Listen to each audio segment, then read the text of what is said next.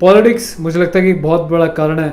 आज आपको दो दुखद रिपोर्टिंग करने वाला हूँ जिसको अब तक किसी मीडिया हाउस ने नहीं दिखाया है, और दोनों ही राजस्थान से हैं। जिसमें कि एक में तो जो है एक 15 साल की नाबालिग बच्ची के साथ वैश्याना हरकत करी गई, इसको उठा के गाड़ी में डाला गया।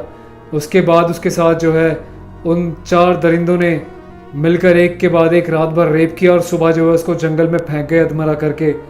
जब अगले दिन किसी तरीके से वो बच्ची अपने घर पहुंची, ज़्यादातर हमारी इंडियन सोच ये होती है कि हम किसी को बताएंगे तो बदनामी होगी, क्या होगा, लेकिन माँ बाप ने हिम्मत नहीं हारी उस फूल सी नाजुक बच्ची को जिसको उन्होंने कलेजे से लगा के छोटे से इतना बड़ा किया है। जब उसके साथ कुछ ऐसा बुरा घट गया तो माँ बाप रुके नहीं, उसका परिवार उसको लेके जो है गया पुलिस स्टेशन में गुहार लगाई। लेकिन सब राजनीति का खेल है। जहाँ पे किसी की कोई राजनीति चल रही है, बड़े बड़े मंत्रियों के पहले स्टेशन में फ़ोन आ जाते हैं। मामले को दबाने की पूरी कोशिश की गई। ये मामला जो है 5 मई का है, हाल ही का, कुछ दिनों पहले का ही, 2-3 दिन पहले का। मामले को दबाया गया। उसके बाद जब 6 तारीख को मामला उजागर हुआ, घर वाले पुलिस के पास पहुंचे तो पुलिस का वही रवैया, आनाकानी करना, ढंग से रिपोर्ट दाखिल ना करना। कहीं ना कहीं परिवार के ऊपर एक पॉलिटिकल प्रेशर था कि आप कंप्लेंट मत कराओ। उनके घर, जैसा कि सूत्रों से खबर आती रही है, फैमिली के ऊपर जो है पॉलिटिकल प्रेशर बनाया गया, उनको पैसे देने का लालच दिया गया कि इस खबर को आगे मत बढ़ाओ, पुलिस कंप्लेंट मत कराओ। ये सब जो है राजनीति के खेल हैं। जिस दिन ये राजनीति करने वाले लोग अपनी माँ बहनों को वीआईपी सिक्योरिटी देना छोड़ देंगे, जिस दिन इनकी माँ बहनों के साथ ऐसे रेप केसेस होने शुरू हो जाएंगे, उस दिन ही आम जनता के लिए, आपके मेरे जैसे परिवारों के लिए सख्त कानून बनाना शुरू कर देंगे। वरना ये सिस्टम ऐसे ही चलता रहेगा और आपके मेरे जैसे लोग जो है स्क्रीन पे आके बोलते रहेंगे, सिस्टम को दुहाई देते रहेंगे, कानून को दुहाई देते रहेंगे और सब ऐसे गोलमोल चलता रहेगा। लेकिन इसके पीछे एक कार्रवाई हो सकती है। जब इंसान जो है मजबूर हो जाता है कानून के तारीख पे तारीख भुगतते भुगतते, जब वो परेशान हो जाता है तो दिमाग में एक ही रास्ता आता है कि क्यों ना मैं कानून को अपने हाथ में ले लूँ। और जब वो कानून को अपने हाथ में ले लेता है तो उसके बाद कानून उसको अपने कानूनी शिकंजे में ऐसा कस लेता है कि वो बेचारा ना कुछ कर पाता है, ना सोच पाता है, सीधा सलाखों के पीछे चला जाता है। तो मुझे लगता है कि समय कई बार ऐसा आ जाता है कि जो बुज़दिल हैं बोल रहते हैं। लेकिन भगत सिंह भी जो है सलाखों के पीछे गए थे। उन्होंने अपनी इज्जत के लिए, अपनी देश की इज्जत के लिए सलाखों की परवाह नहीं की थी। वो फांसी के तख्ते पे हंसते हुए, चूमते हुए झूल गए थे। और मुझे लगता है कि देश का हर क्षत्रिय, हर वीर, जब उसकी इज्जत पे बात आती है तो आधे क्राइम तो तभी होते हैं जो इज्जत पे बात आने के बाद वो कानून को अपने हाथ में ले लेता है और जो है कानून के साथ खेल जाता है। उसके बाद उस सलाखों के पीछे पहुंच जाता है।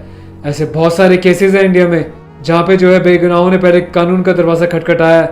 जब कच्चे कानून बनाने वालों ने, एफआईआर लॉन्च करने वाली पुलिस ने, चार्जशीट तैयार करने वाली पुलिस ने जो है लोगों के साथ मिलकर उसको तोड़ मरोड़ दिया। उल्टा शिकायत करने वालों के ऊपर 4 धाराएं लगा दी, क्रॉस केसेस कर दी, तो बंदा परेशान हो गया, उसने कानून हाथ में ले लिया।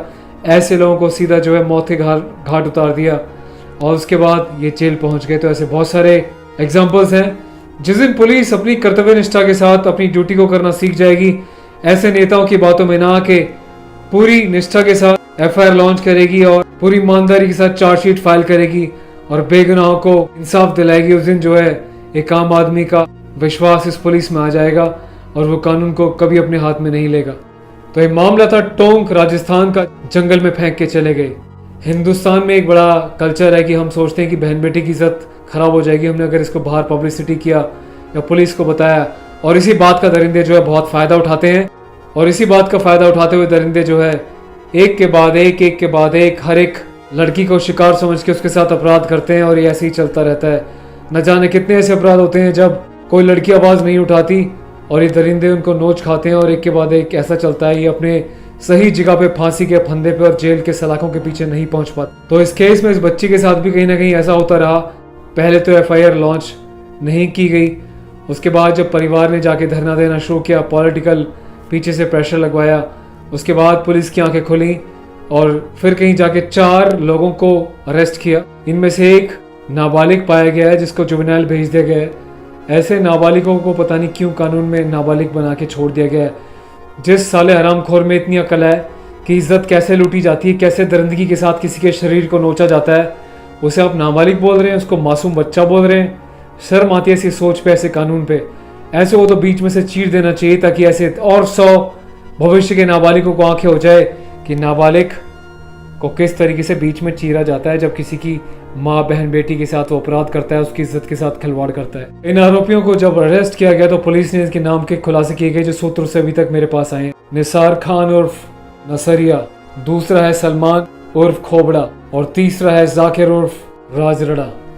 तो मैं फिर से कह रहा हूँ, नाम पे कभी किसी को स्टैंप न लगाए कि इस धर्म के, इस जाति के बंदे ने जो है रेप किया है, क्योंकि मुजरिम का ना कोई धर्म होता है ना ईमान होता है। मुजरिम साला मुजरिम होता है और मुजरिम की सज़ा सलाखों के पीछे है या फिर फांसी का फंदा है, और ऐसे मुजरिमों की जगह सिर्फ सलाखों के पीछे है। एक ऐसा ही मामला और सामने आया जिसको अब तक मीडिया ने नहीं दिखाया, और ये मामला क्या है। एक दंपति कपल जो है मोटरसाइकिल से गुजर रहा था, तभी यहाँ पे कुछ हैवानों ने चलती गाड़ी से पहले उनको रोका, सुनसान जगह पे उनको ले गए। पति के सामने जो है उसी की बीवी के साथ अत्याचार करना शुरू किया और पति को बेरहमी से बुरी तरह से पीटा, और इस पति के सामने ही जो है एक एक करके इसकी बीवी का, इसकी धर्म पत्नी का इज्जत तार तार कर दी, सरेआम खुलेआम उसके शरीर को नोच खाया इन हरामजादों ने, इंसानियत के नाम पे धब्बा लोगों ने। और इनके नाम भी कुछ राजेश रमेश करके कुछ नाम है। तो मैं तभी कह रहा हूँ, किसी भी अपराधी को उसके नाम से मत देखो, अपराधी करने वाला अपराधी होता है। ये मामला जो है 26 अप्रैल का है। सोचो 26 अप्रैल का जब ये मामला घट रहा था तो उसके थोड़ी देर बाद ही जो है बेचारे किसी तरीके से रोते हुए बिलखते हुए इस मेंटल टॉर्चर के साथ घर तक पहुंचे। तब तक इन लोगों ने जो है ज़बरदस्ती इसके फ़ोन से, अपने फ़ोन पे कॉल करके इनका नंबर ले लिया था। और जब ये कपल अपने घर पहुंचा तो 3 घंटे तक ये शांत बैठे थे, समझ नहीं पा रहे थे कि हुआ तो हुआ क्या। तब इन दरिंदों का इनके फ़ोन पे कॉल आया और ये दरिंदे बोले कि इतने कुछ पैसे लेके हमारे पास आ जाओ वरना तुम्हारा वीडियो जो है सोशल मीडिया पे वायरल कर देंगे। कपल ने भी जो है बहादुरी दिखाई। सेम डे 26 अप्रैल 2020 ये जो अपने एरिया के एसपी ऑफिस पहुंचे। एसपी ऑफिस जब पहुंचे इन्होंने लिखित शिकायत दी, लेकिन एसपी ऑफिस से इनको बोला गया कि आप कंसर्न्ड अपने एरिया के एसएचओ के पास जाओ, वो तुम्हारी कंप्लेंट लिखेगा, वो कार्रवाई करेगा।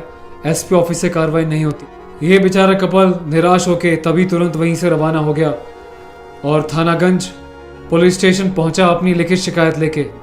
पुलिस ने इनकी लिखित शिकायत ली। वहाँ का एसएचओ, वहाँ की पुलिस जो है तुरंत ही इंसिडेंट प्लेस पे पहुंची मुआयना करने की एक्चुअल में हुआ क्या है।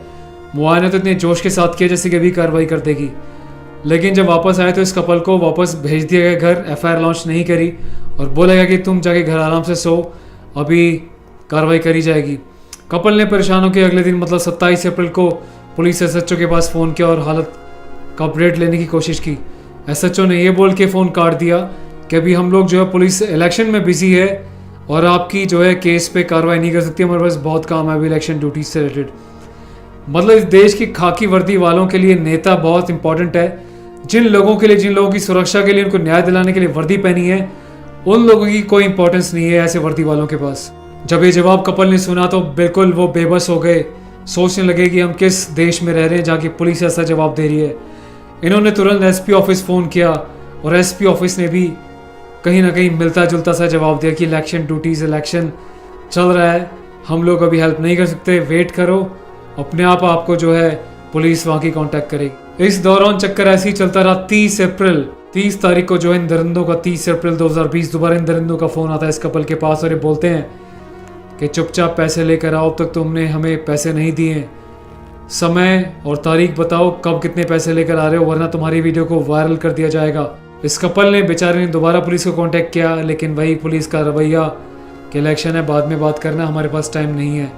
पुलिस को जो है इनका नंबर भी दिया गया था पर पुलिस ने कभी इनका नंबर ट्रेस करके इनकी लोकेशन या एड्रेस निकालने की गुस्ताखी करनी नहीं समझी, क्योंकि इनके पास ना तो किसी अमीर का ना किसी पॉलिटिकल पार्टी का केस था, ये तो एक आम आदमी का, एक गरीब आदमी का केस था। तो भला पुलिस क्यों कार्रवाई करती, क्यों अपनी ड्यूटी को निभाती।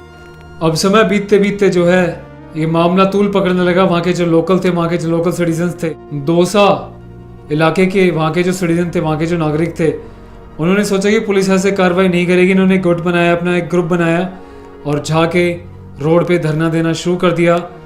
तब भी सरकार की आंख नहीं खुली। और बता दूं मैं इसको बिल्कुल पॉलिटिकल नजरिए से मत लेना, क्योंकि ये जो चैनल है ना किसी नेता का है, ना अभिनेता का है, ना किसी हिंदू मुस्लिम का है, ना सिख ईसाई का है। ये मेरे भारतवर्ष, ये चैनल मेरे देशवासियों का है और जो इंसानियत को समझते हैं, जो देश में उन्नति चाहते हैं, देश में ऐसे लोगों का पर्दाफाश करने में बिलीव करते हैं, जो मेरी ताकत है, रॉयल सोल्स चैनल परिवार का जो मजबूत हिस्सा है, ये उनका चैनल है। ये राजनीति करने वालों का चैनल नहीं है। तो इस न्यूज़ को कोई राजनीति से देखेगा तो यहाँ से निकल लेना, दफा हो लेना। उसके बाद हमेशा आप जानते हैं कि जब भी कोई एक पार्टी होती है उसको अपोजिशन पार्टी हमेशा सामने खड़ी होकर प्रोटेस्ट करती है, दिखाती है कि देखो हम जनता के साथ हैं। वैसा ही हुआ। अभी जो है राजस्थान में कांग्रेस की सरकार है और दूसरी ओर बीजेपी ने जो है धरना देना शुरू कर दिया।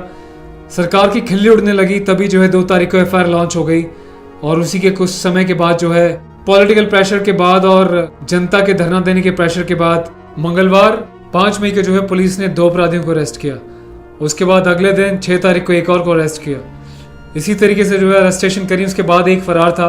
तो पुलिस की स्टेटमेंट के हिसाब से जो है 14 टीमें बनाई गई हैं, अलग अलग जगहों पे भेजा गया है, छापेमारी चल रही है, उसको पकड़ने की तेज तैयारियां चल रही हैं। तभी हरकत में आते हुए राजस्थान सरकार ने जो है उस इलाके के थानागंज थाने का जो प्रभारी था SHO सरदार सिंह को तुरंत सस्पेंड कर दिया। उसके अलावा 4 पुलिस वालों को ऑफ एक्टिव ड्यूटी एक्शन में कर दिया। राजस्थान पुलिस के IG S सेगाथिर जी के बयान के हिसाब से वहां के SP को जो है तुरंत उनकी ड्यूटी से वहां से हटा दिया गया है।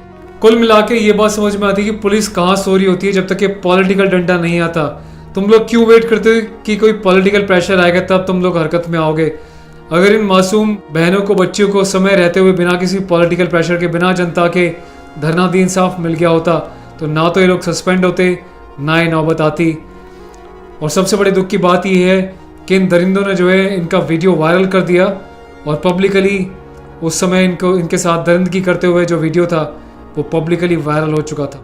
तो भाई कुल मिला के मेरी ही समझ में आती कि कानून बनाने वाले सिस्टम सब बकवास, सब बेकार है। वो समय ना आ जाए जब इंसान, एक आम नागरिक इन सब चीज़ों से परेशान होकर कानून अपने हाथ में लेने लगे। रॉयल सोल्जर चैनल से जुड़े हुए परिवार का मैं दिल से धन्यवाद करता हूँ कि जब भी कोई मैं खबर लेकर आता हूँ जिसको मीडिया नहीं दिखा रहा, आप लोग उसको वायरल करते हो और हमारा जो वीडियो है सिर्फ दिखता नहीं है, काम भी करता है। हमने बहुत एक्शन लिए हैं और बहुत कार्रवाइयाँ भी। और मैं जो है नेशनल ह्यूमन राइट कमीशन का भी धन्यवाद करता हूँ कि उन्होंने जो है इस मामले में हस्तक्षेप किया। Thank you so much guys for watching. बहन बेटियों को सशक्त करो, बेटों को भी बताओ कि जब बाहर किसी के साथ अपराध होता देखें तो और किसी की बहन बेटी को देख के ना सोचे किसी और की है, अपनी समझ के उनके सामने खड़े हों, उनकी रक्षा करने के लिए सामने आ जाएं, चाहे भले ही जान क्यों ना चली जाए। और बेटियों को सशक्त करो, बेटियों को जो है इतना स्ट्रॉन्ग बनाओ कि जब भी ऐसी दरिंदगी से वो गुजरे तो चुप्पी ना साधें, घर को, परिवार को बताएं और ऐसी बुराई से एकजुट होकर मुकाबला करें।